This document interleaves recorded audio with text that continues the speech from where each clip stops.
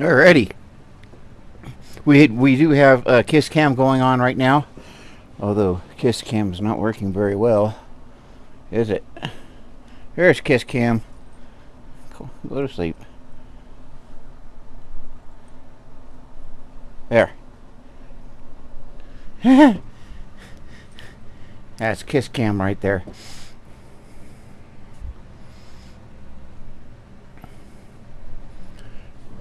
She's people sitting right now. She's people sitting me. Alright, so let's see, how do we start this out? Ah, yes. Yes, I think I'm beginning to remember. It starts out like, greetings, minions and associates. If you are already a minion and you would like to tithe, please hit like. If you would like to become a minion, please hit follow. If you would like to confess, please do so in the comments. And if you would like to evangelize, why, share, of course. So today I'm gonna start. I just want to pick on or look at tips and tricks. This is one story though I wanted to get to that Autistic AF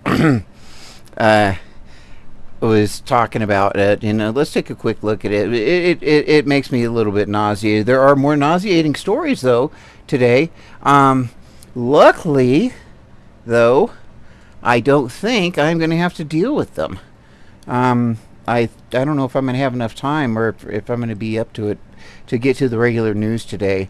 There was one story that bothered me in particular, and usually these stories don't bother me too much, but you know how that is. Alrighty, well, let's see. There we go. Let's get into this one. I like this creator. I just actually kind of discovered him recently. I think he's been around a while, but when you think of autism awareness, what comes to mind? Do you immediately go to bright colours and loud patterns? Are these potentially sensory overloading and ugly designs truly beneficial for autistic people? Hey friends, I'm Mike, a late diagnosed autistic adult, and today we're going to start by talking about the now infamous Autism Speaks police car. Now, this was designed in conjunction with the controversial charity Autism Speaks. Of course. And it's controversial for reasons that we'll touch on later. But Mike, I hear you ask, isn't this old news? No, it's still going on. I am Officer James Saleh. I am the School Resource Officer at Cocoa High School for the Cocoa Police Department. And this is our brand new wrapped autism awareness vehicle. So this is actually recorded in March 2024. This thing is on the roads now. This autism car is... autism car. Autism car. The car doesn't have autism. It appears to have some sort of skin rash, very colourful skin rash, garish looking thing. I'd probably cover that up and get some car cream for it.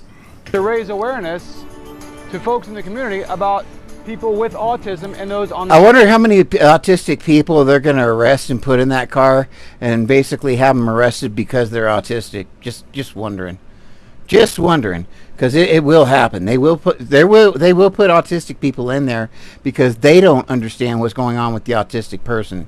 So yeah, they're going to put autistic people in this fancy autism car in the back seat with cuffs on. Spectrum. So what does it tell you about people with autism? Just Nothing. A very quick point here. Not a damn have thing. a skin rash. The skin rash is not part of you. That stuff, that wrap should hopefully peel off. It's not part of the car. I don't carry my autism around with me in a little bag. Oh, what's this? Oh, don't worry about that. That's just my autism. I carry it around with me sometimes. It's not something that I can get a cream for, or a pill for, or a surgery for. I am autistic. It's a neurodevelopmental difference.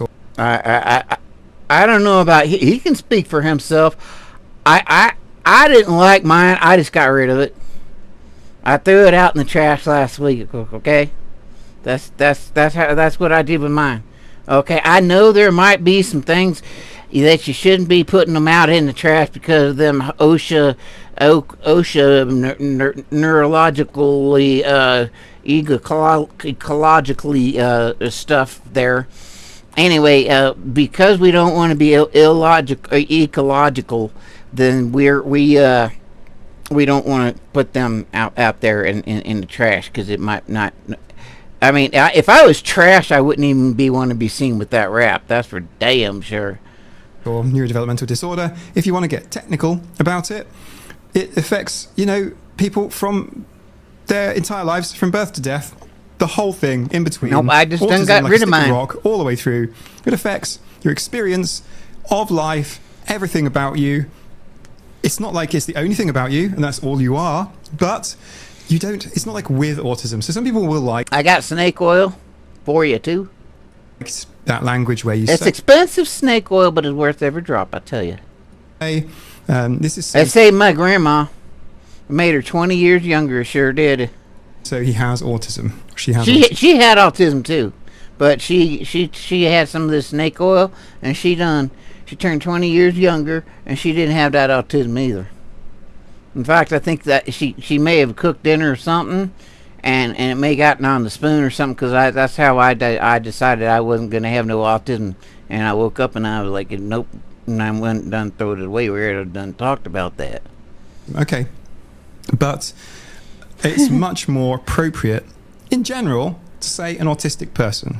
And this right here is very special to me because I actually have a child who is on the spectrum, and these are her initials. Okay. My daughter was just recently diagnosed as being high-functioning autistic, what used to be called Asperger's. Okay, hang on. So, high-functioning autistic is not a diagnosis. Your daughter correct. Wasn't diagnosed high-functioning autistic. There's no way that would be written down on a piece of paper anywhere. That's not how it looks. Autism is not a spectrum from the low-functioning, needing assistance with everything, all the way through to the high-functioning, Elon Musk, whatever, would be considered high-functioning. That isn't the case at all. Actually, autism is a two-dimensional spectrum. It's not a line.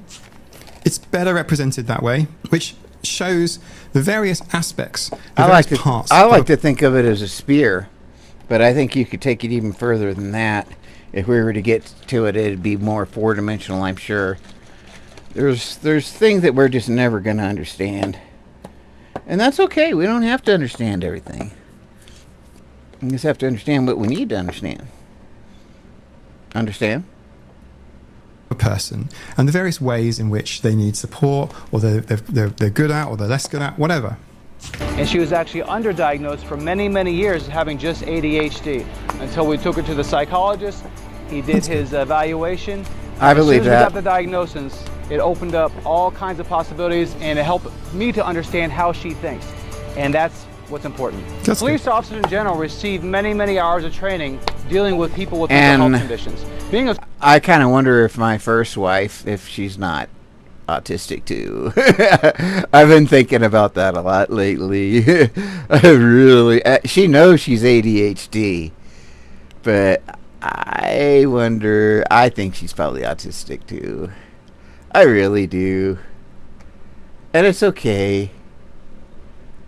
I sure wish I could get a hold of her now. I wish we lost track of each other, or she lost track of me. School resource officer on top. But you know what? She might take it in. She probably knows my sister still, so she might take it in consideration that I'm autistic, or that she's autistic now. Okay. Because she probably knows that I had gotten diagnosed. So police officers get a lot of training dealing with people with mental health conditions. Okay. Autism is not a mental health condition. And I know that. Okay.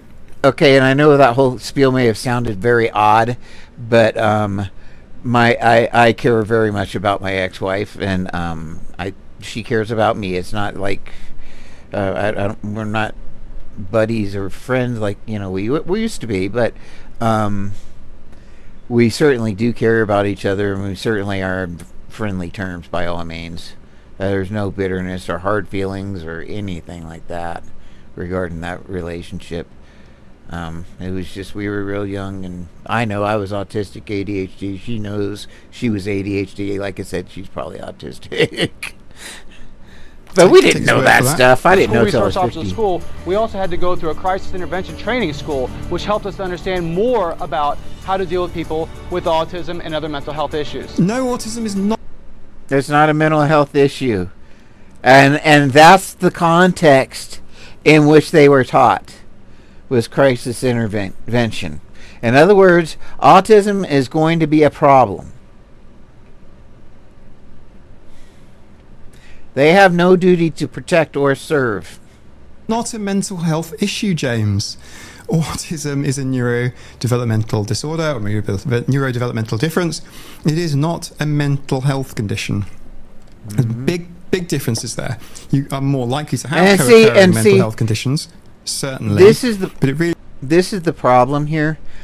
Why so many cops think they know and they understand. Because they get these little classes like this, now they think they're experts on this shit. And watch the attitude and the way he talks about it. He's going to be so assertive that he's got that training and he knows what to do. And you watch. I haven't seen this, but I guarantee you that's where he's going to go with this. I can see it. Got a little military high and tight there. It really isn't a mental health condition. Having an autistic child myself helps me to relate more to these children and also with the parents, because I'm not just a resource for the school and for the children, but I'm also a resource for the parents. It helps. See, he's not even thinking of terms that these kids grow up, and he's a parent. He's thinking of kids. He's not thinking of adults. Why not? He should know better. These people have never ceased to amaze me. Helps me understand that I can understand and empathize where they're coming from. This vehicle is very special. We partner with Florida Vehicle Wraps, as well as being sponsored by the Puzzle Box Academy. As you can see, the different shapes and colors in the puzzle pattern. That's the scary. puzzle pattern reflects the complexity of the autism spectrum. The different colors and shapes represent the diversity of the... They're not different shapes, dude. That's the same shape. After scouring the internet for different pictures... Okay. Look, we'll get to the puzzle piece issue in a second. Let's say I'm not sure what that's a puzzle of. It looks like it's missing a bunch of. Man, that was so funny. That was so damn autistic of him. They're the same shape, and listen how he was like totally serious when he said he was like they're the same shape. That is so okay. This guy, that's autism right there. Watch, this is beautiful. There's big differences there. You are more likely to have co-occurring mental health conditions, certainly, but it really isn't a mental health condition. Having an autistic child myself helps me to relate more to these children and also with the parents, because I'm not just a resource for the school and for the children, but I'm also a resource for the parents. It helps me understand that I can understand and empathize where they're coming from. This vehicle is very special. We partner with Florida Vehicle Wraps, as well as being sponsored by the Puzzle Box Academy. As you can see, the different shapes and colors in the puzzle pattern. The puzzle pattern reflects the complexity of the autism spectrum. The different colors and shapes represent the diversity of the... They're not different shapes, dude. That's the same shape. People and families living with the condition. After scouring the internet for different pictures... Okay, look, we'll get to the puzzle piece issue in a second. Let's say. I'm not sure what that's a puzzle of. It looks like it's missing a bunch of pieces. The shapes and whatever we can find to put on this hood, we decided on the American flag with the autism logo. Oh my right God! One of the symbols of the oh, which indicates our pieces. diversity as a nation and the diversity of people with autism as it is a spectrum. Click the link above to vote for Coco. There are 4 agencies competing to have the best car, the best livery of the car. We want you to vote for Coco and let us win. Fortunately, it's really hard to read. It's almost like Audible brings customers to you. See how to upload short audiobooks that you don't even have to make yourself and earn a cut from every sale. I mean, it kind of looks cool, you know, but no.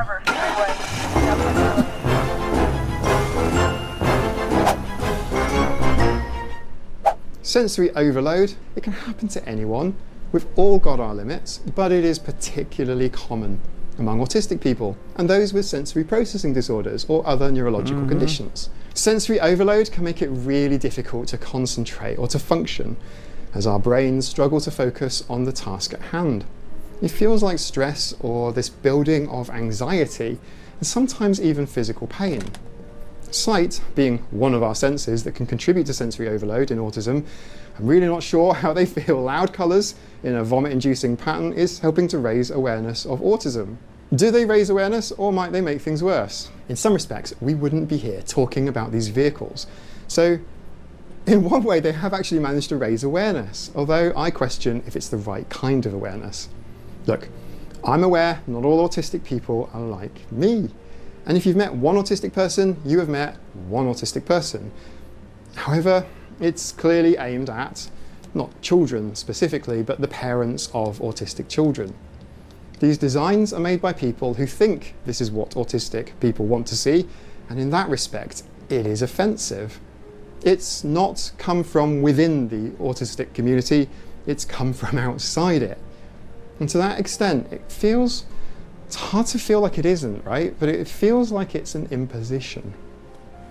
This isn't helped by the fact that the puzzle piece design is unreasonably offensive. Its original symbolism was created by the UK's National Autism Society in 1963, as the board of directors at the time believed that autistic people suffered from a puzzling condition. The Weeping Child puzzle design was intended to reflect autism as a tragedy that children suffer from. This visualization of autism is part of decades of unwanted treatments and therapies that autistic people won't want to treat a disease. There wasn't a disease, and they decided to make children suffer. That they don't have. This is because autism is not a disease, and it is. It's simply a different brain type, and the thing is neurotypicals have all kinds of issues, deficits, just like we do. We just have different deficits, but they have all kinds of deficits. It's not unique to autism. Also not a mental illness. Decades later, the Autism Society of America created the puzzle piece ribbon as a symbol of autism awareness. They stated that the bright colours signal hope, and the different colours and shapes represent the diversity of people and families living with the condition. They had the stated goals of increased awareness and early intervention. Now, early intervention means ABA therapies. For those that don't know, think dog training, but instead of a dog, it's an autistic child. And although remote electric shock collars for dogs are actually banned in the UK now, electric shocks can still be given to autistic kids in a therapy that has very limited scientific support. Thankfully, the UK's... And it happens in the United States to this day. There's one clinic thankfully only one. It's the Judge Rottenberg Center in Massachusetts. National Autistic Society has since ceased using the puzzle piece symbolism, going with a more modern and accessible soft-coloured circle, like one half of the multicoloured infinity symbol. And see how easy that was to do for them? They just put in a new symbol. They didn't make up stories. They didn't fight it. They didn't just change the symbol a little bit. No, they got rid of it completely. And they just transitioned into something else, and that was it. But Autism Speaks refuses to do that. They know how offensive that puzzle piece is, and they refuse to change it. So it shows you their disdain towards the autistic community. And it is disdain. It's unique and clear. The puzzle piece came back, adopted in 2005 by Autism Speaks. These are the same organisation who previously called autism a disease, an epidemic, and referred to autistic people as burdens and tragedies. So, as far as PR goes, this isn't a great branding decision.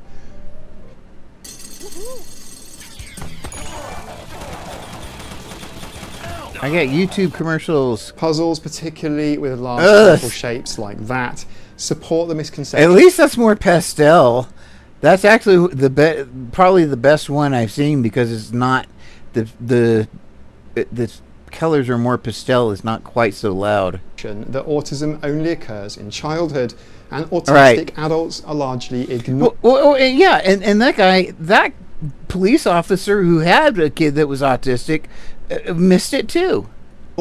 In the conversation about autism. It's one of the reasons why I started this Well, what the hell is he going to do? The puzzle piece is often... What's that officer going to do? One day his kid is just gonna be 18 one day, and he's going to be like, "Wait, you're not cured." Hey, how you doing? No, it's just that this officer. Okay, here this officer. Just check it out. Just how he's like, "Oh, I got a class. Good to see you too. I got a class, and therefore I know all about autism and all this." But he misses the fact that he's classifying it as a disease. Two, I don't think he's talking about kids with autism, and it doesn't seem, he never mentions, or it doesn't seem to address the fact that, okay, first of all, he's a cop, and that's a cop car. The people they're going to be putting in there are mostly, are going to be adults, for one. And the other, they are going to put a lot of autistic adults in the back of that car cuffed up, because they don't understand them. And this is part of the problem. And this has been mentioned many times, that if you get a little bit of training, I obtained my orange sash. My sensei, he was autistic too, by the way, but he says you've earned your orange sash, and I said, okay, what's that mean? And he laughed at me, and he says, it means you know just enough to be dangerous. And and I what? And he said, you are starting to learn what to do. Your body is starting to learn what to do, but you don't have any control. So you could possibly hurt someone at sparring. So now I have to be very careful, because you don't have that control. So it's in the same way, when I was in Department of Corrections, they had these special response teams, okay? And I would not get near them, because the guys were just a bunch of good old boys that would go to training every 6 months or so. And they were supposed to be, and they gave these guys weapons, and they were supposed to be able to go in the prison with weapons and so forth if necessary. The thing is they didn't do it every day. It wasn't like the military, where they went and practice. No, it was like once every 6 months or so. So they kind of knew some of the stuff that they were supposed to be doing, but executing it safely? Hell no. Executing it well? Hell no. They knew just enough to be dangerous to each other and everyone around, but not enough to be really effective. And so my purpose of these stories is I think that's where this guy is. When you go to, and he's like, he'll say, he doesn't even say that I went to a training of autism. It was of mental illnesses and other mental illnesses. So basically he went to like a week class, or maybe a day class, 8-hour class, maybe even a week. Let's say it was really extensive.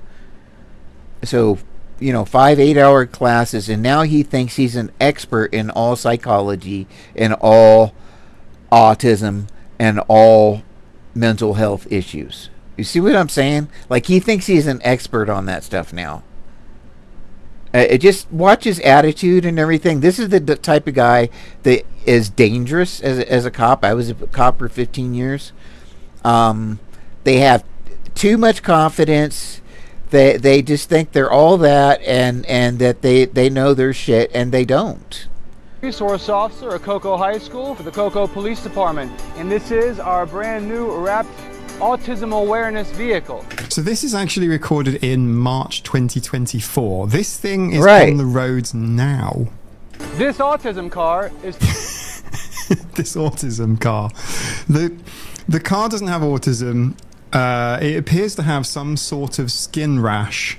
Very colourful skin rash, garish looking thing. I'd probably cover that up and get some car cream for it.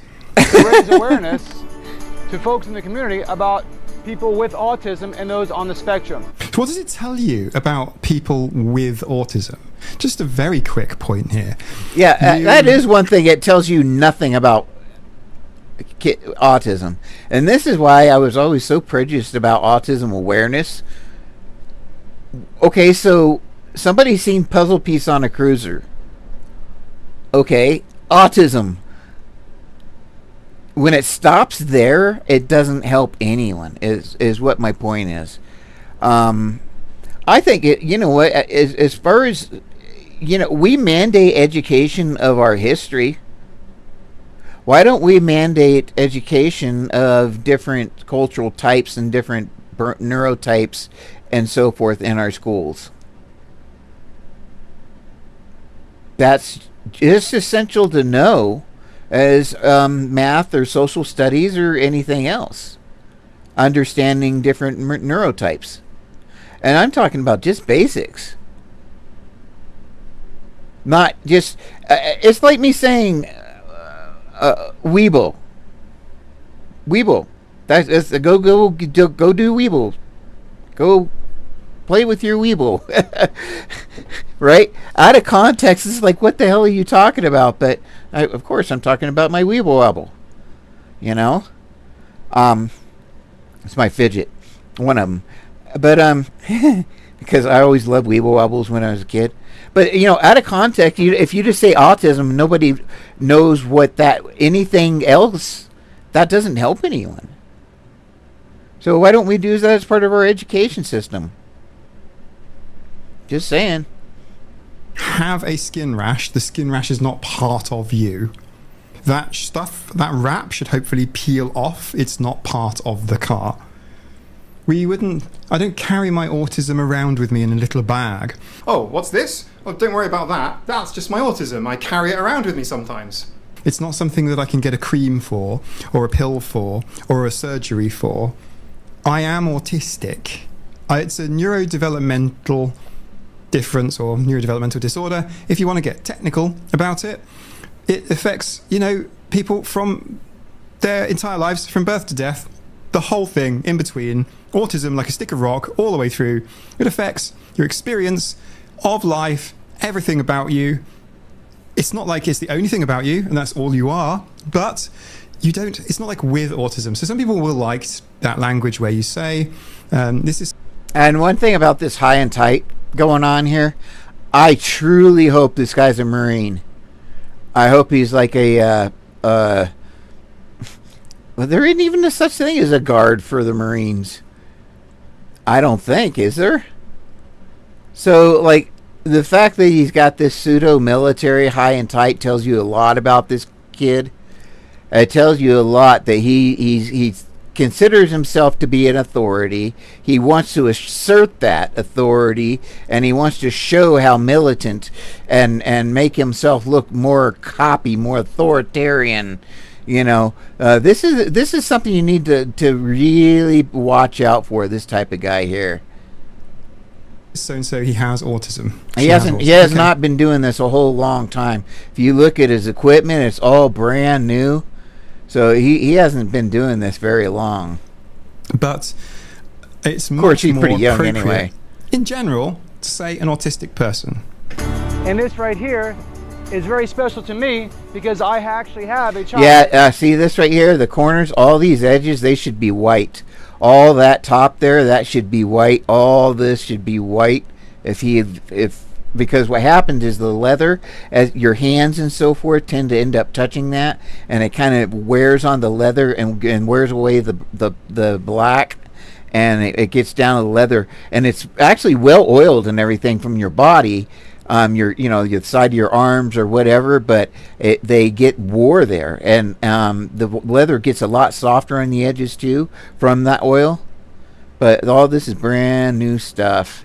Child who is on the spectrum, and these are her initials. Okay. My daughter was just recently diagnosed, as being high-functioning autistic, what used to be called Asperger's. Okay, hang on. So, high-functioning autistic is not a diagnosis.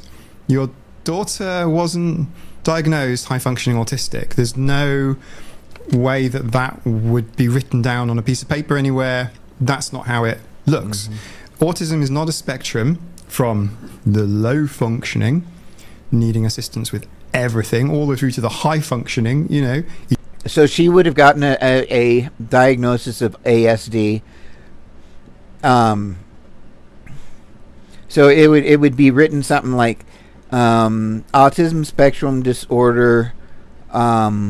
It might say higher support needs or lower support needs or whatever, trying to indicate the level 1 or whatever. Sometimes it could say something like presents with PDA profile.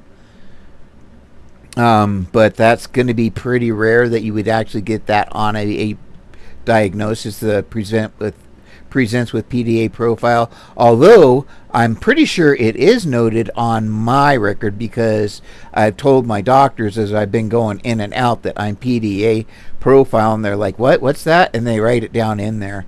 But it's not an actual diagnosis by any means.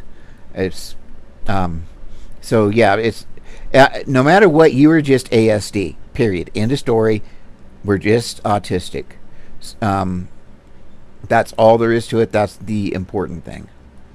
Elon Musk, whatever, would be considered or just autistic with all of our other comorbidities like ADHD and PTSD and all that other stuff.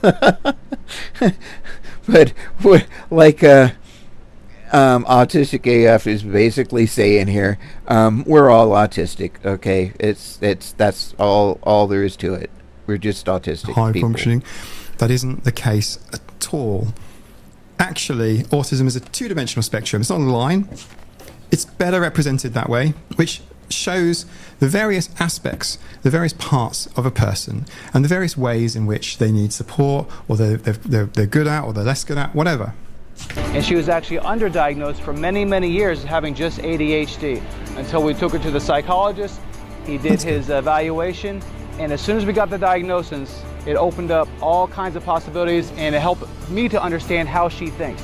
And that's what's important. Police officers in general receive many, many hours of training dealing with people with mental health conditions. Being a school resource... See how he put it? Many, many hours of trainings. Many, many hours of training. He's really trying to qualify himself as an expert. We get many. I would say we got minimal hours of training. Minimal.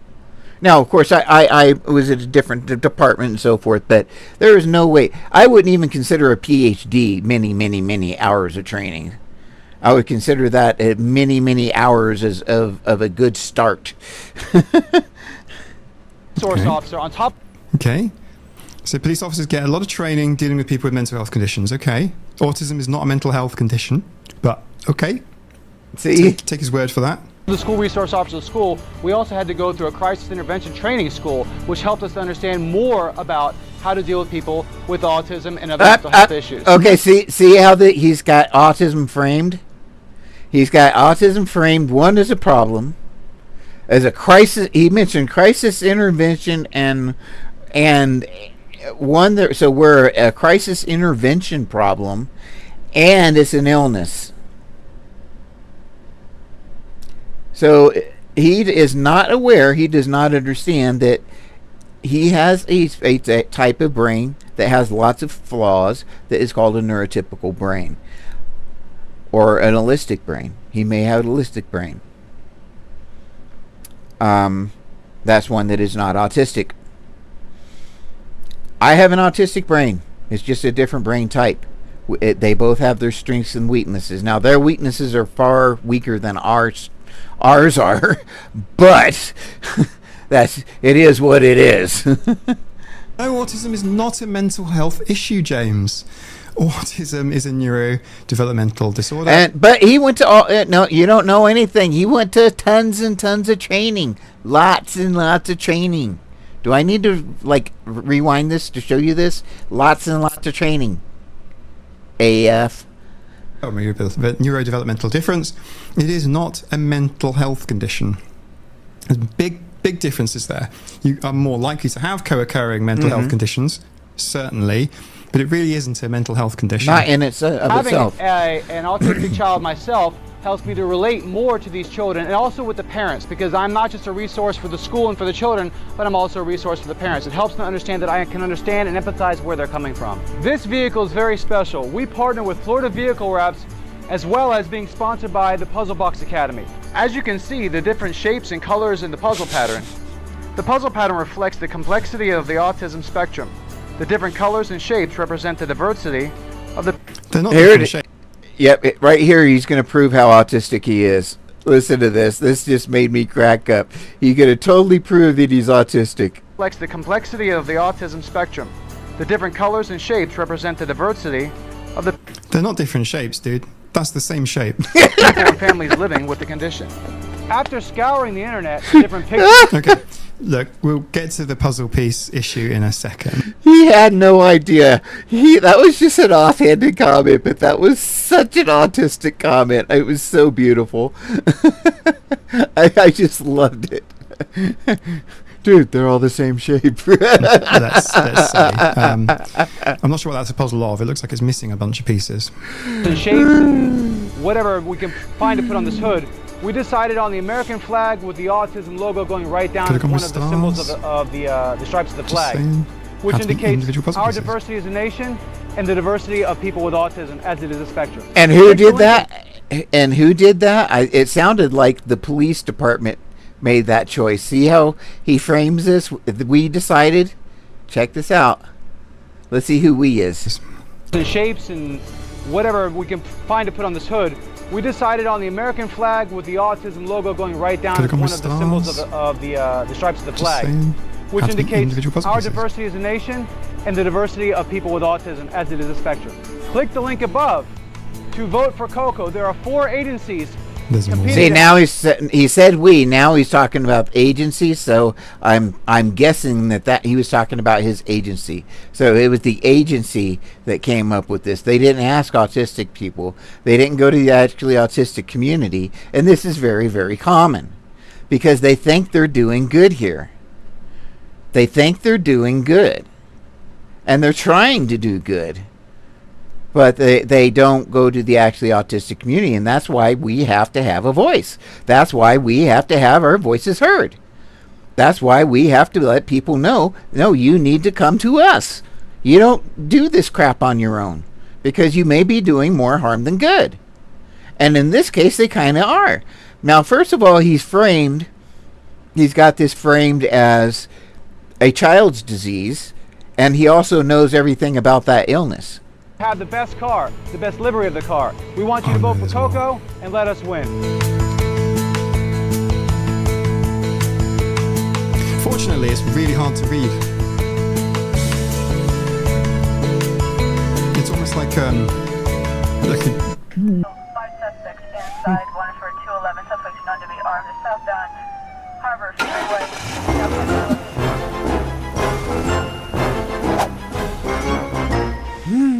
sensory overload. It can happen to anyone. We've all got our limits, but it is particularly common among autistic people and those with sensory processing disorders or other neurological conditions. Sensory overload can make it really difficult to concentrate or to function as our brains struggle to focus on the task at hand. It feels like stress or this building of anxiety and sometimes even physical pain.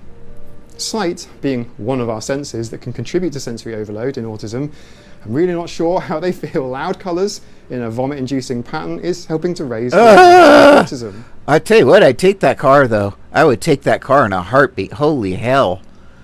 Do they raise awareness or might they make things worse? In some respects, we wouldn't be here talking about these vehicles. So in one way, they have actually managed to raise awareness, although I question if it's the right kind of awareness. All right.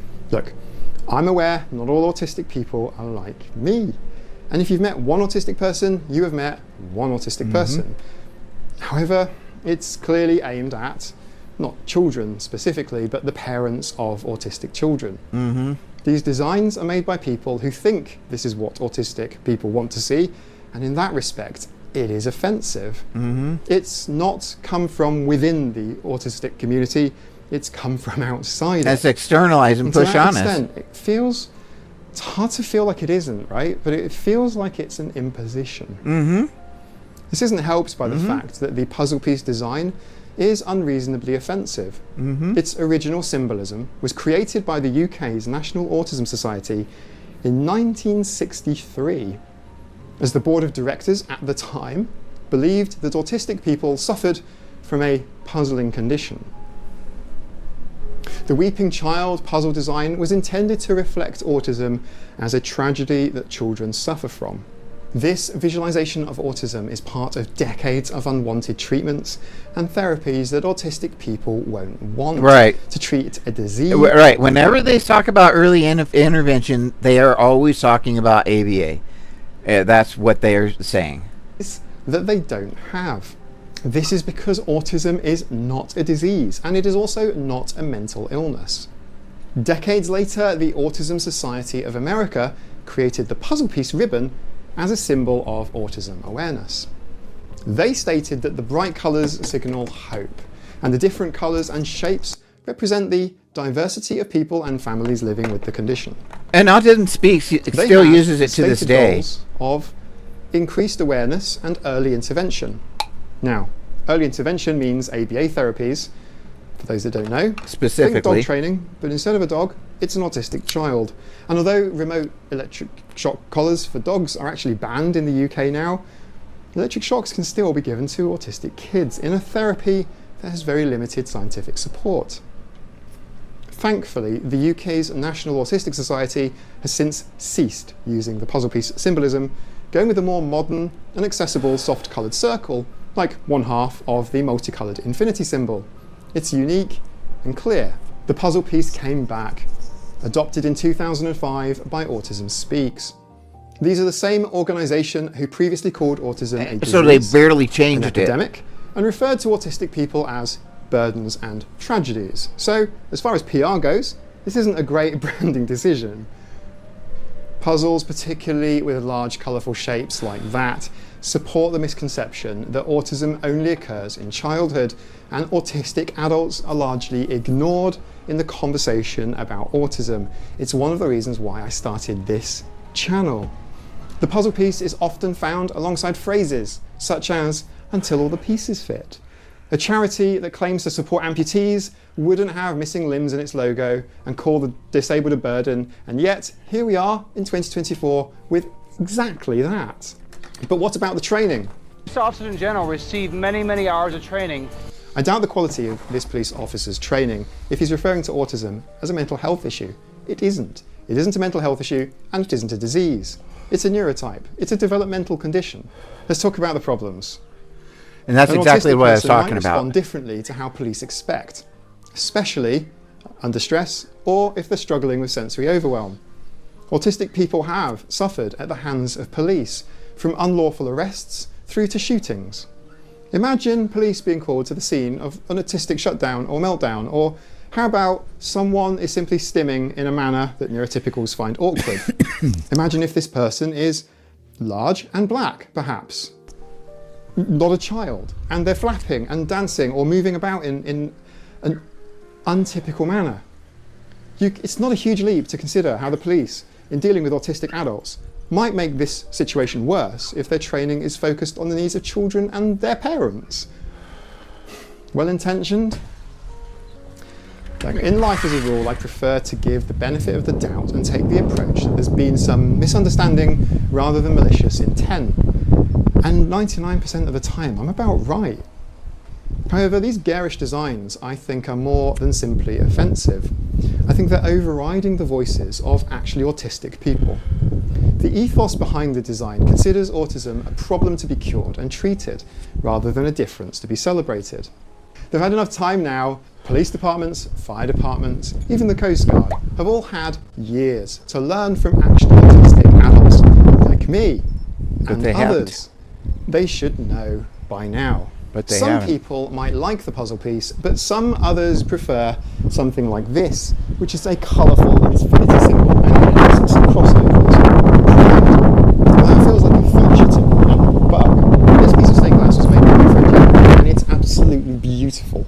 looks much better in person than it could ever do on a camera, and thank you so much, Annika, for sending me this.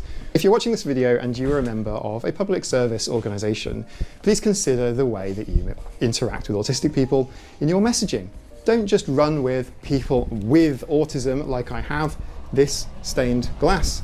It's not separate to me. It's not a disease to be cured. I don't like that term either. I was born autistic. I will die autistic. It's not something that can be separated from me. It isn't something that can be treated. In general, try not to say people with autism in the same way that you would reference a disease. If you're feeling stuck, just ask them. Don't generalize. It's honestly as simple. I'm very much the same way as far as the with autism thing. Now, that's my personal choice, and I wouldn't gatekeep anyone but Autism Speaks as far as using that term with autism. I will absolutely keep Autism Speaks because they always and they still frame autism as a disease. They literally say they don't, but then when you look at the way they frame their website, it is definitely framed as a disease. As that, your support helps me to pay the channel's bills, like licensing this terrible background music, motivational business theme, to avoid copyright strikes. I've recently launched a Patreon, which helps me make more autism awareness content than I'd be able to do otherwise. This officially launches this week. Oh, heck, I thought I had everything up already. I am so behind. Look at me. Alright, so today I'm going to look at hacks. Different types of autism hacks. What people say are hacks. I'm just very curious. Autism is defined as a neurological and developmental... Actually, I'm going to come back to this one because this one is a long one. It's half an hour. But I want to see what these different people say about a little thing I love about the Chick-fil-A chicken strip. Their own autism hacks. I'm very curious what these people are going to say about that. I am late diagnosed, so I just have, I guess, life hacks, you know. But now that I know that I'm diagnosed, I am starting to get quite a few, I guess, autism hacks, things that I wished I would have known. I need to make a video about that, really. Strips is dipping them. The chicken strip is a savory... Uh-oh. Alright guys, It's a lyric. I'm going to try and do a topic that's I feel a little bit difficult for me, so bear with me. I'm going to try not to butcher this one. I am going to share my personal experience with executive functioning as an autistic person because it is... Many autistic people struggle with executive functioning or have executive functioning differences. For me, one thing that looks like is... a frustrating example is my long-term memory is obnoxiously long, like forever. Once something's in my head, it doesn't ever go away. I can, as clear as day, close my eyes and go back to a 360 video memory. I just did it right there, sorry. Of being like 1.5 years old or less. And I have plenty of memories of being under 2 years old. Oh yeah, me too.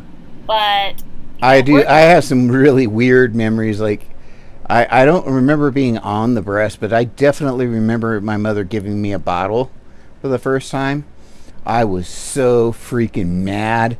It had rubber. First of all, it was that nasty tasting yellow orange rubber in the 70s that they were made nipples out of because they couldn't make silicone nipples yet. And they tasted awful. And the bottle was cold. It was glass from the 60s. I knew it was an old bottle from the 60s. It was an older bottle because they did have plastic ones, but I had the glass ones. Glass bottles? Holy shit! Anyway, so I had this massive glass bottle, and she put cold milk in it. Oh, it was awful. Ugh, it was so awful. I was really hungry, though, and I could taste the milk eventually. And, it was awful. So then it wasn't long after that I got a cup, like a regular cup. I didn't even get a sippy cup. I think basically my mother introduced, like, I think I was in a diaper a long time, and I also think I was probably on the breast a long time, and I think it was probably, and I don't know what a long time is. I don't know if it was up to a year or what, but I was in a diaper a long time, and I was yeah, I know I was in a diaper a long time. I remember I was talking for sure, and I was still in a diaper. Working memory, and this is the part of executive functioning I have difficulty, is keeping all of the little short-term facts. I remember my diaper being changed one time. I had a foster mother, and she wasn't real experienced with boys, I guess. And she had girls, she had one boy, but I don't know, whatever. He was old enough, she didn't have to do his diaper or whatever, but she took this diaper off of me, that cold air, because I was sitting she had laid me on like the kitchen table or something, or like it was a dining room table, when they made dining rooms.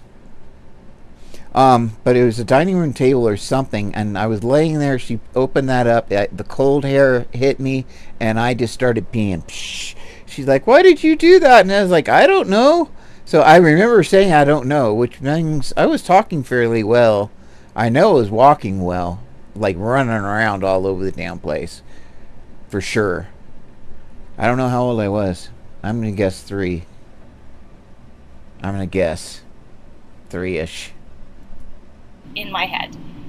When I was a young person, this would bite me in the butt before I had learned to equip myself with tools, and I would often forget my homework and forget my assignments at school, forget to bring things to school, misplace things. I totally did all that stuff. Forget to take a key with me when I needed to get back into the house, misplace my key, lose my glasses, lose my things. And as an adult, this looks like I will maybe put my phone somewhere, and I'll put it in a safe place. And then I have no idea where I put it, because it's not somewhere out where I can look around and easily see it. It's misplaced now because my wife bought me, it's like a coffee shots, like you put a tablespoon of this stuff in water, and it's like a cup of coffee. And I was in the refrigerator. It's been in there for like 6 months. I've forgotten about it, so I took it out and I put it like in plain sight so I can make coffee with it. And basically, it's going to use it kind of like espresso. But I told her, I was like, no, it has to be in the door right here, because I look there every time I open the refrigerator door, and if not, I won't see it and I won't ever use it. So she put it in the door, because she knew that literally if I don't see it, it's gone. It's just gone. Because it's not the normal place. It's a safe place or a new place. And this happens constantly. Like, I just don't know where I put my things. Where you put it. It's frustrating. Yeah, David and I have a joke. I'm like, it's in the safe place, which means, I have no idea where I put it. I put it somewhere safe, but it's out of sight, unfortunately, also. If I heard that, I'd be like, oh damn. Do we gotta look? We're gonna be searching for a long time, aren't we? So out of mind. But now, as an adult, executive functioning issues for me also looks like being hyper organized. I will say this though, for me, I think I am starting to be getting properly medicated. That was stuttering. Why am I stuttering? That was weird. But anyway, because I'm not stressed out. Although I did go to the Springs today, so maybe I am pretty stressed out and don't realize it yet. I bet you I'm wound up and I don't even know it. I had to go to the doctor, so that means we went into town and then we had to go shopping, like at a Sprouts or something in the Springs, because there's not one in Pueblo yet. So maybe I'm more ramped up than I thought. This just sounds totally ridiculous, but I learned at a young age that I could use a visual schedule. And I'm not going to show you all this, but I have, this notebook, and it has pages that are like a month view, and it has pages that are a week view, and I have notifications and a calendar on my calendar, computer, and phone as well. And I instantly know now, because I can't trust myself, and I know I can't trust myself. Right. Instantly put anything I need to remember in a notepad, whether it's a digital notepad or a handwritten notepad. If it has a time-specific deadline or an appointment or something like that where I need to have it done by a certain date or on a certain date, or remember something that is a certain date, I'll put it on a calendar. Digital calendar, handwritten calendar.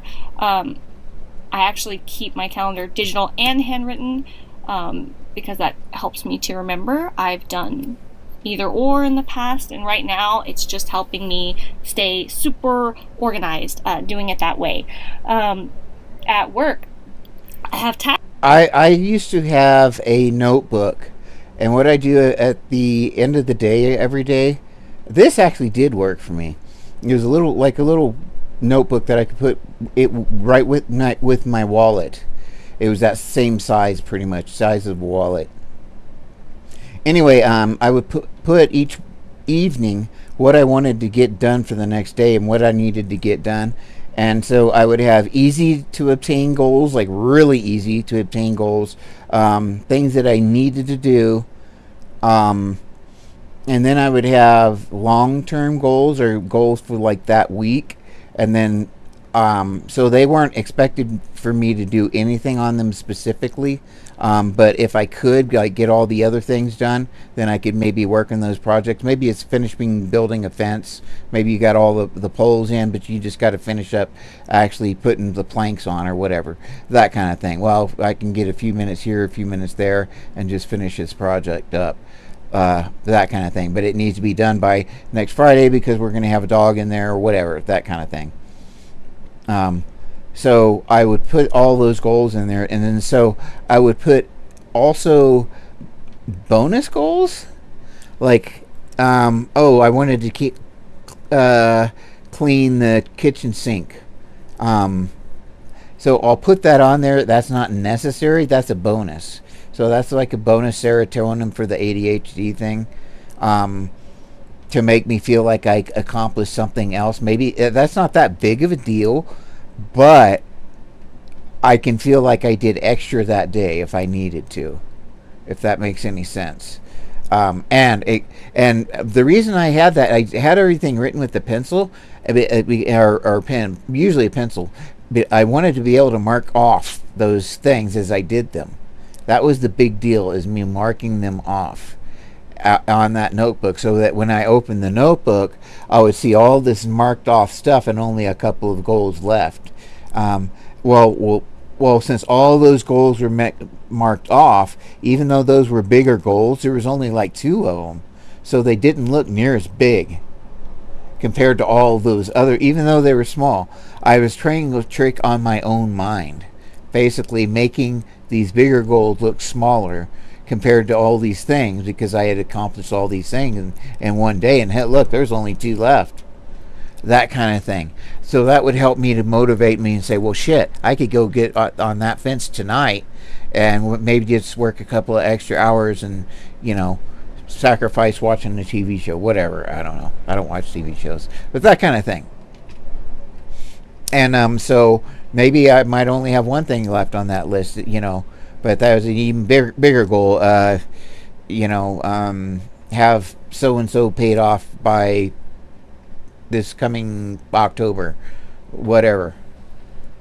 Task lists, and then I have a task list for personal, although I will admit that I am better at looking at my work task list than my personal task list. It's easier for me to not look at my personal tasks than it is, because I know I have to do my work tasks.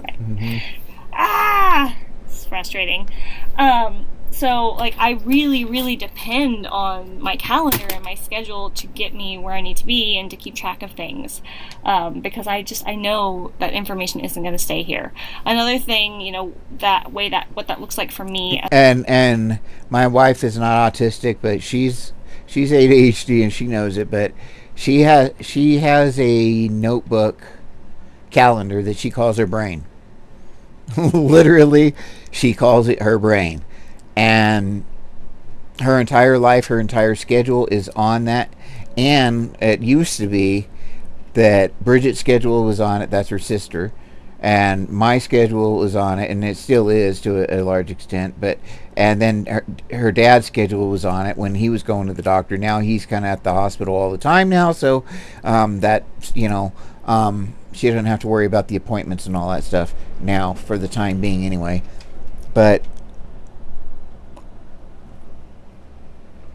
then she has her schedules of when she's house sitting, or when we're house sitting, or when and all of her clients, because she's a massage therapist, so she has all of her clients lined up according to when they can, you know, make the schedules work. So as an adult, is, you know, in the working world, when I first entered the workforce, I would get myself in trouble because, you know, my boss or my manager would give me a long string of directions. Oh, no. And I would maybe, you know, be able to, without a notepad, you know, processing it, you know, that working memory thing, I would be able to maybe, you know, kind of get a few of the directions, but not without know what they're having, talking like, about. something to take notes and get it all down, especially if the directions are more complex. Nope. I was unable to easily hold that information in my head, and sometimes I would miss a step, and it would get me in trouble. But now, you know I'm very upfront when I work with people. Like, you know, for example, my boss knows, like, you know, if she's going to call me, I want to have my computer in front of me, because a lot of the details that most people keep in their heads, I just don't keep on my head. I'm dependent on technology or my books or my task list to keep that organized for me, because without these tools, like, it's just all a mess. So Absolutely. yeah, my ability to not organize in my head has really made me great at organizing on paper. I feel like I'm very skilled at being organized now, because my natural lack of organization, like here, wasn't there. And so that's just kind of an example of executive functioning for me now.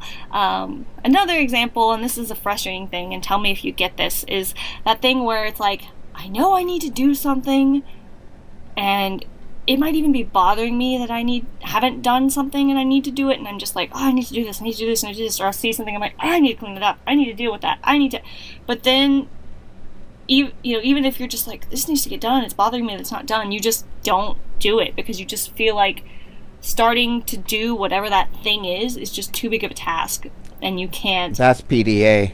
Do it right now. I just don't know. I don't know. Stuff. It's hard to explain. Like, they also call that thing okay. That happens, but I feel that's sometimes ADHD. They call it ADHD. Is it atrophy? Not atrophy. But basically, inability to move or do anything. I'll remember what it's called. ADHD. Anyway, moving right along. So it can be, for me, it's PDA. It's just the demand thing that I have to do it, and then I can't. I just literally just can't, and that's gotten a lot worse. All tied in there together. So anyway, that's just my thoughts. That's my experience with executive functioning throughout the years and how it impacts me. Let me know if you have executive functioning hacks, because I feel like really this is I don't think that was hacks. The Colorado Springs That was Philharmonic not rocks with the music of the Rolling Stones, Mick Jagger and Keith. Subtle autism and changing plans. So these are all supposed to be different hacks and so forth. I didn't realize he's actually pretty young. I think he's only about 24, 26 or something. I didn't realize he was that young, but he is. My name is Dan. I have autism, ADHD, OCD and dyslexia, and I make weekly videos on this type of stuff. So if you're new around here and you'd like to learn more, remember to hit that subscribe button by clicking the notification bell. Guys, what's going on? Welcome back, Different Thinkers, to the place where we think differently daily. What is going on? I'm your host, Dan, from the Aspie world. Yeah, weird, isn't it? Being back now. Christmas is all done. Everything's over and done with now. Oh, gosh. That was crazy. 2021. So moving past the fact that, 2020 was crazy, and 2021's shaping up to be quite an interesting challenger. I had an interesting experience, and I wanted to share that experience with you guys due to the fact that, you know, it was caused directly because I'm on the autism spectrum, and how does this impact me and all this kind of stuff. So if you are new to me and you haven't already downloaded my free Autism Life Hacks PDF book, you can do right now at autismhacks.net. Go ahead and do it right now. Super dope. Okay, so guys, autism and changing plans. Now let's just break it down really quickly. Autistic people do not cope well with changing routines, changing plans. Things change. Change is a scary thing for anybody, but especially people on the autism spectrum. Why, you may ask? Because people on the autism spectrum like to have things in a certain order, in a certain way, that they can routinely do those things over and over again, because routine gives people stability and security and that comfortable feeling where they know that nothing crazy is going to happen. Because the world is chaotic. A person with an autism spectrum disorder sees the world as a chaotic, kind of bright and brilliant mess at sometimes, and that is overwhelming, overloading, cause meltdowns, shutdowns, overloads, burnouts, you name it. So when you have a set of things that you like to do repetitively in a routine, and you know what to expect, you know that everything's going to be fine, and you enjoy those things, then why wouldn't you feel comfortable around those things? It's a no-brainer. But if those plans suddenly change, it changes the whole stratosphere of existence. It's kind of like having, having dominoes all laid out perfectly, and then somebody like kicks them and they just start going off, and you're like, oh my goodness, nothing's going to happen now. You've changed it. You've clicked the domino, and something crazy, catastrophic is going to happen. That is kind of like the experience of changing plans. Now, I wanted specifically to talk today about stores. Like, I went to the store the other day. I was confronted with a problem which I have been faced with a couple of times before. With the change thing, I can deal with change if I know it's coming. Like my daughter and I, one time we took a trip to up the coast of Oregon into Washington, and it's like a weekend trip or whatever, but the plan was this. We had an idea of where we wanted to hit one water world type of place. Other than that, we had zero plans. And so that was the plan, was just to go by the seat of our pants. And because that was the plan, it made it very easy and very delightful. We just had fun. So sometimes if you don't make plans, it can be very good, because then the unexpected is part of the plan. And so you're good to go. And that's sometimes how you can trick the autism. Before, but I've never experienced it in this certain store. The issue I have is this. When I go to the store, I know where things are. I've been to the store a few times, and because of the coronavirus pandemic, I'm being the only person who was kind of like nominated to go outside of my house, because my girlfriend was shielding and we had a little child, he's only 2, so they were in the house and I was nominated to go to the store with a mask on and do that kind of thing, because I was the healthiest kind of candidate to go out. So normally we go shopping together, because when I do my grocery store shopping, we go as a family, and Naomi helps me do the things that navigate around the store, not get too worked up. But going out on my own has been quite a challenge and a difficult thing. So I'm going out to the store with a difficult kind of straight from the get-go, I'm like, okay, I'm going to go and do this. I get my trolley and I go into the store. Now, for a while, it's been kind of interesting, right? I've been kind of getting to know where the things are in the store, because I've been walking around the store. First time it took me a couple of hours, and now it only takes me about an hour.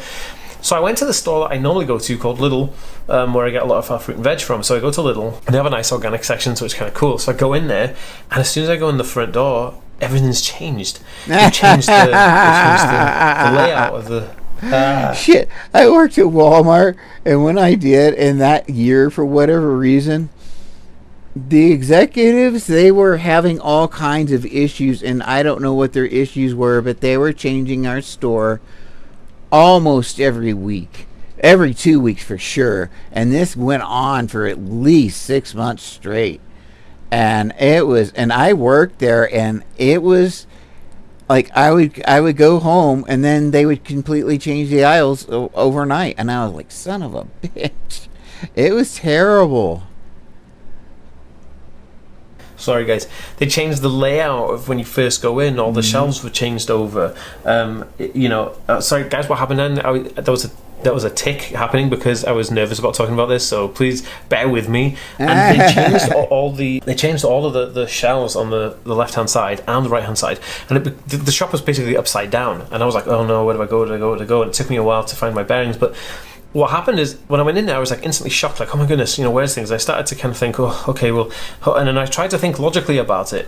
And as I went deeper into the store, it kind of just got to me, and I started panicking, and I started worrying, and I wasn't really dealing with it very well, and I missed out a bunch of things off my list. And if it wasn't for the fact that I knew somebody who was working on the tills, I think it would have ended pretty badly. Now, what did happen is I started, panicking, really bad panic. I started having anxiety then because I was thinking, like, oh my goodness, I can't find all these things. Where have they gone? They've changed the shop around. Everything's going to be ruined. I can't do this. And then and then my stomach started hurting, and I don't know if you guys have GI issues because of anxiety and stress and things like that. So my stomach was like just crippling. I was like, Okay, most autistics, in fact, I would say probably all autistics have stomach issues. I can't technically say all, because then there would be that one oddball, but if you're autistic, you've pretty much got stomach problems. That's all there is to it. They have found out that the bacteria in autistic male stomachs is different from that of allistic people. That's people who are not autistic. And autistic females have a few additional bacteria that autistic men don't have in their stomachs. So somehow whatever's connected to our brain is also somehow connected to our stomach, like almost directly. Like there is a correlation there, something that is in common that makes us have that particular bacteria that allistic people don't. I was just like, oh my god. And in fact, I was just drinking. Where is it? Oh yeah, it's right here. There's my karma. These are amazing, and they have probiotics, and basically I'll have at least, not always one of these, but I'm going to have a kombucha later. And that's also good for the stomach. But I definitely get probiotics, and also, if you need to, stool softener or whatever, to make sure that you don't get caught up. My sister-in-law died 6 weeks ago. She lived with us. We all took care of each other, but at 56 she passed because she had interception issues. She didn't know she needed to go, and she waited too long. And when she got in enough pain and decided to go to the hospital, her bowels had died, and they could not save her. She literally died from needing to go poo. The first surgery they did on her, they took out a full gallon of poo from her bowels, and part of her bowels were dead. And they tried to sew what was left together and that was alive together, and it was just too much shock for her body, and she was not going to make it. She couldn't make it. She was dying, any way, shape, or form. And so they basically pulled the plug. So, with that sad story, just make sure you take care of yourself. I'm going to die. And so then I had to buy some nuts and a bottle of water to then eat and drink, because I needed to kind of... Yeah, make sure you hydrate very, very well. Calm myself down, calm my stomach down. That feeling left me feeling hungover for the rest of the day. I felt kind of like I was on an emotional hangover, because it was such a roller coaster. Going to the shop expecting one thing, and then the whole thing has changed, and you experience a different thing. And I was just like, oh my goodness, like, what the heck has just happened? And that is scary, like it's scary, because I was on my own, and I didn't know what to do, and I was just lucky that my friend worked on the till, really. But in terms of like autism and changing plans, it's so difficult to deal with, especially when stores change stuff around. Like I have the biggest issue with that, and I wish they didn't change things around, or I wish they would just like alert people who are on the spectrum, like maybe work with the National Autistic Society. But the thing is that they change this stuff on purpose, so that you do get lost and you look at other products as you're trying to find what you're actually looking for. That's why they do that. Otherwise, it would just leave it where it was. I mean, occasionally there's a remodel that affects if it gets bigger or whatever, but rarely is that the case. Sometimes they put in new freezers or something, but other than that, the reason they switch things around, occasionally some products will be discontinued, but they do change the entire sections, what part of the store it's in, that whole thing, on purpose so that you get lost and you look at other products and you start to try to get you to buy more things. And they know that it will get you to buy more products, so that's what they do on purpose. Or somebody where they put in a layout saying, hey, your local store has changed its layout before you go there, so you can see the layout change, something that would just help, and it just really did throw me, and I don't but like that. The thing is, it didn't take time. The thing is the purpose is not to help. They don't want you. If they were to give you an easy to get to map, yes, they kind of will if you request it, but they're not going to have that at the door or anything else because they want you to get lost. That's the entire purpose. That's why they did it. Okay? That's literally why they did it. So they're not likely to work with an autism organization or anything else like that. Not in that respect. Not like that. To it, and I'm kind of nervous now to go to that store in case they change it around again, and hopefully they won't, because I mean, it would have to be like a direct emails just to that society or something else. So, and I just don't think they would do that. They're not going to change it for you. Now, to try to accommodate us with what they're doing, some companies might try to find a way, or at least appease us, appease whoever is complaining about it to an extent. Not necessarily really change it or take care of it.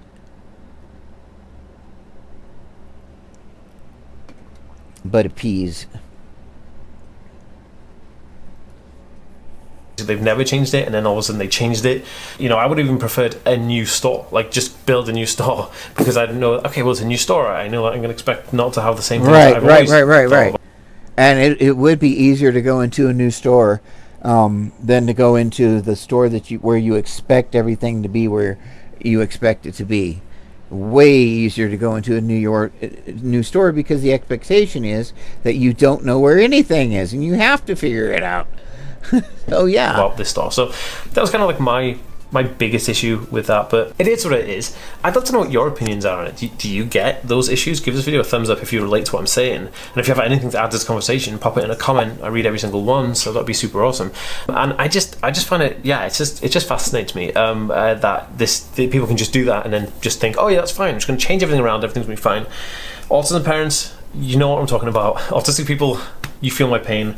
Guys, I'm going to go. I'll see you in the next video. Peace.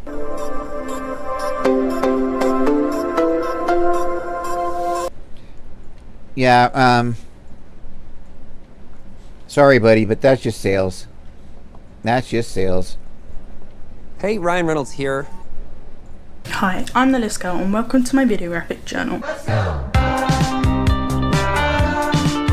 Okay, so here's top 10 autism life hacks from an autistic.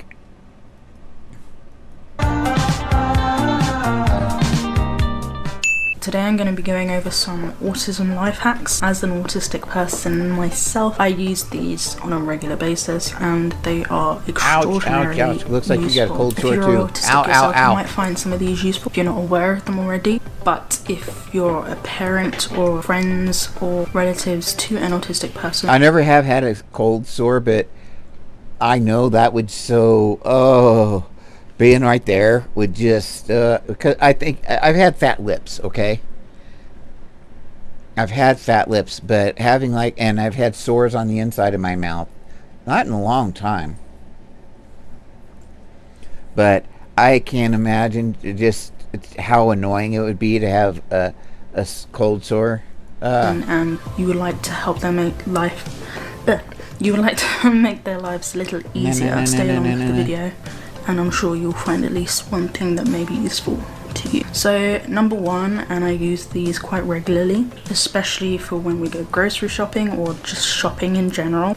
Noise cancelling headphones are the shit. They are so good. These in particular that I have, they're not too expensive.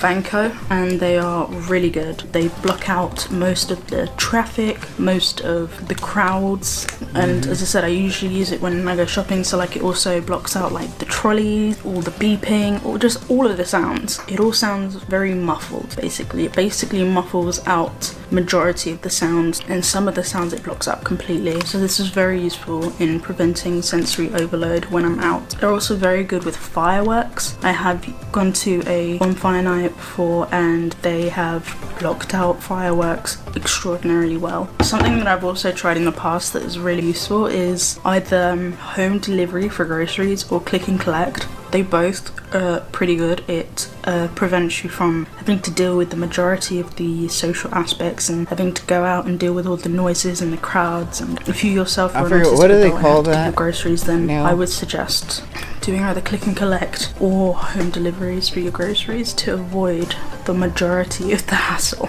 Number three, oh my hidden God. disability lanyards. Personally, I use it so that people who work at the places that I go to, like whenever I go shopping or to events or whatever, when I travel, they know that I am autistic, and just in case I need their help for anything, especially when I'm alone. And sometimes I use it because if I'm out in public and I'm using my noise cancelling headphones but I'm with other people, I don't want people to assume that I'm being rude by ignoring the people I'm with. By wearing my lanyard, I feel like it kind of protects me from that kind of judgment, like, oh, they're being rude, just says hidden disabilities as well. They're antisocial. But then I feel like they can see my lanyard and they might potentially understand why I'm wearing my headphones or why I'm behaving in certain ways. If I'm stimming in public, then that explains why I'm doing that. Or if a couple of months ago I had to go to the bank and I kept like sort of, I don't know, banks make me feel so like... Now the thing is in the United States they don't know that. The cops don't know what that is. The banks don't know what that is. The airports that are supposed to know it, they barely know it at all. Anxious for some reason, and so I was kind of like stuttering and stuff at the front desk. So by wearing my lanyard, I felt like the person who was there had a little bit more patience, kind of understood better maybe. It's just really useful for when you want people to understand you're acting a certain way or need certain provisions. Have your regular at-home stim, whatever. Mine's usually my blankie, but then also have a portable stim, something small, maybe a fidget spinner, something you can put in your pocket. I have a mini Rubik's cube. I also have a thumb stone, which is really smooth and nice to play with in my hands. So have your standard stim, then also have a portable stim so that when you're out in public and you're getting a bit anxious or overwhelmed, you have something discreet. And I've got a drawer full of stems next to me. Stimulated or overly anxious about something. And I mean literally a drawer. The text-to-speech app is great for not only people who have difficulties speaking but not necessarily writing. A great way to communicate with other people. I sometimes use it when I'm burnt out and I literally just can't get words out. I'll just pull out the app and a Siri/Alexa type voice will just speak for my behalf, which is really useful because it saves a lot of personal energy when you don't have any. Coloured LED lights. One thing Georgia and I sometimes do is I have set certain moods or whatever to different colours. Each colour means a certain thing. Georgia knows what they are. So for example, I'm like a leave me alone, I'm not in the mood. It would be red. If I'm like doing something but I'm like, yeah, okay, yeah, you can come talk to me, then it's green. If I'm like trying to chill and I'm emotionally okay but I don't want to be disturbed, especially like if I'm doing something related to my special interests, then it's blue. So it's like a I'm okay, I'm cool, but like maybe not right now. You could have some LED lights and just you could discuss with your family or your partner or whatever, the people you live with, and set different colours for the lights meaning different things. It's great when you don't want to be disturbed if you're not in the mood. It lets other people know what kind of mood you are in without you having to talk about it, if that makes sense. It's a great little trick.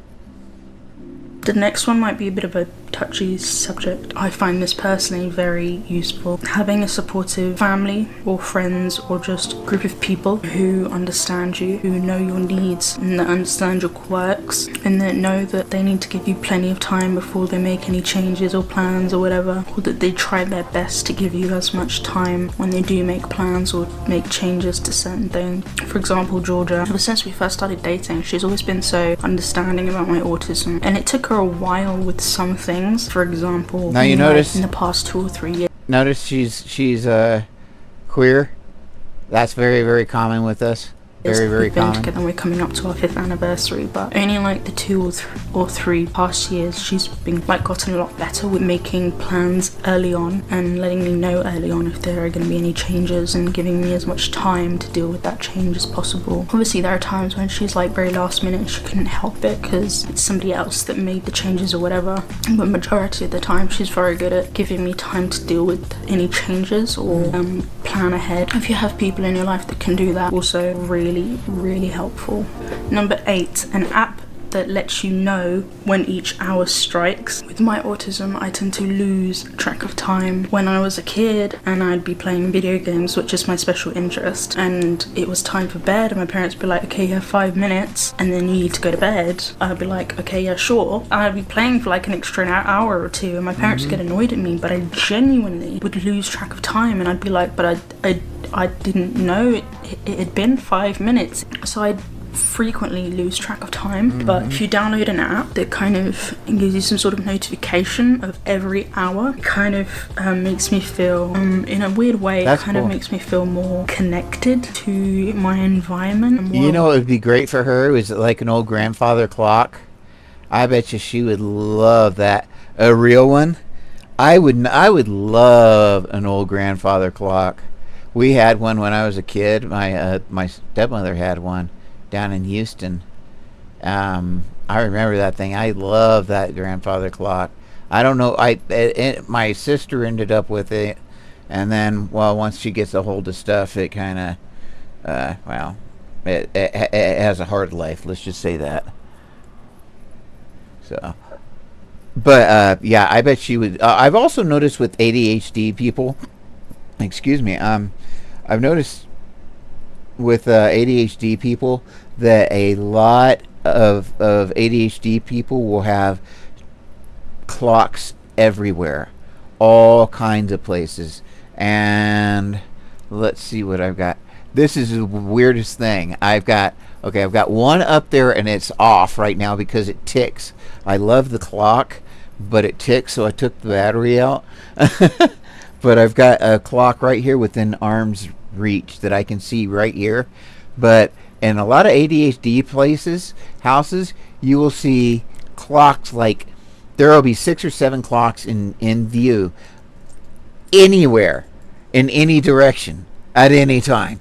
It's really weird that like anywhere you won't notice it, but then if you start looking for ADHD people, you'll see that there are clocks everywhere, and that's for that reason. It's a subconscious way of trying to cope with that, trying to keep up with dealing with time and not losing track of time.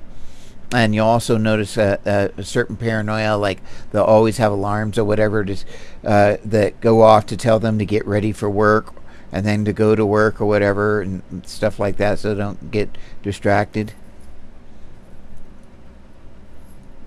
Aware of time and what's going on. The personal app that I use is called Blip Blip, and at every hourly interval it will notify you, make a sound of some sort. For example, every hour I hear a gong.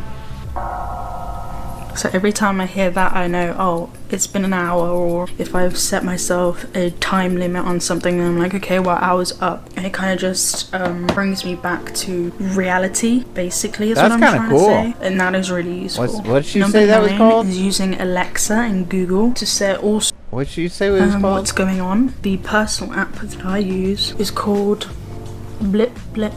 Blip And at every Blip. hourly interval, it will notify you, make a sound of some sort. For example, every hour I hear a gong. That might be cool. I might try So every that. time I hear that, I know, oh, it's been an hour, or if I've set myself a time limit on something, then I'm like, okay, well, hour's up. And it kind of just brings me back to reality, basically, is what I'm trying to say. And that is really useful.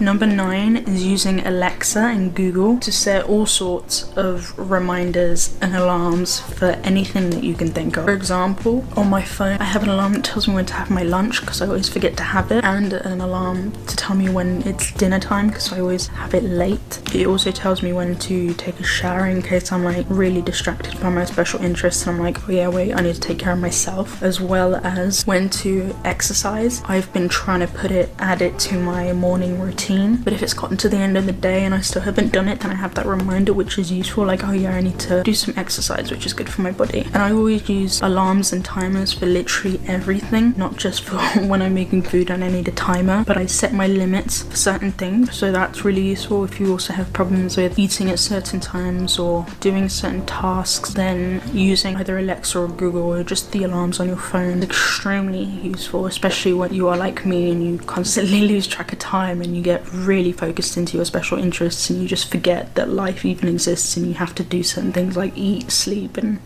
take care of yourself. That's crazy. And finally, number 10, this can both kind of link back to the one I just said about, you know, staying in reality and realizing that you need to take care of yourself, but it also has to do with the fact that with my autism comes hypochondria, which makes me extraordinarily obsessed with my health. And one thing I've really been bad at, which I've been really trying to work That's on just a the past type of 5 years, OCD, probably. is drinking water. Until about 5 years ago, I used to drink no water whatsoever. I used to live off like Red Bull and coffee, but I'd always forget to drink water. That is an essential part of living, especially a healthful life. But sometimes I'll get to the end of the day and I'm like, did I have enough water? Did I have my 8 cups that have been recommended? So what I do now is I have a 2-litre bottle. At the start of the day I fill it up, and if it's empty by the end of the day, I know that I've had a healthy amount of water and that I've taken good care of myself. And it means that I don't have to be anxious or worried. I don't know if I could do that or not. Worried about, oh my gosh, that's such a good idea too.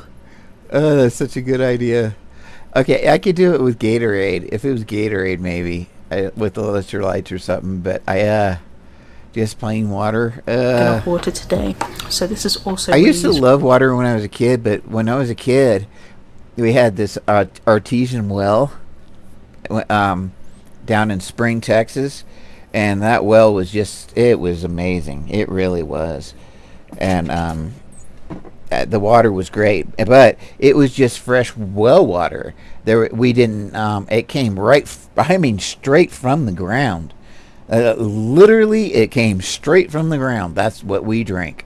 There was no filters, nothing. It was, I'm sure there was a rudimentary filters, but basically, it was just it wasn't treated or anything. And it was just so good. I don't know, the ground somehow filtered. I know there was a clay, very, very clay soil, so I don't know how it was getting filtered. At least the top soil was very, very clay. A red clay. Very red clay. Very red clay. And hard to dig through. So hard to dig through. Anyway, that water was amazing. But after that, I couldn't drink water because it didn't taste right to me. Just taking some sips throughout the day. I've been quite bad at it today actually, because it's already 5:30 and I really had half of my bottle, so today is not been quite good.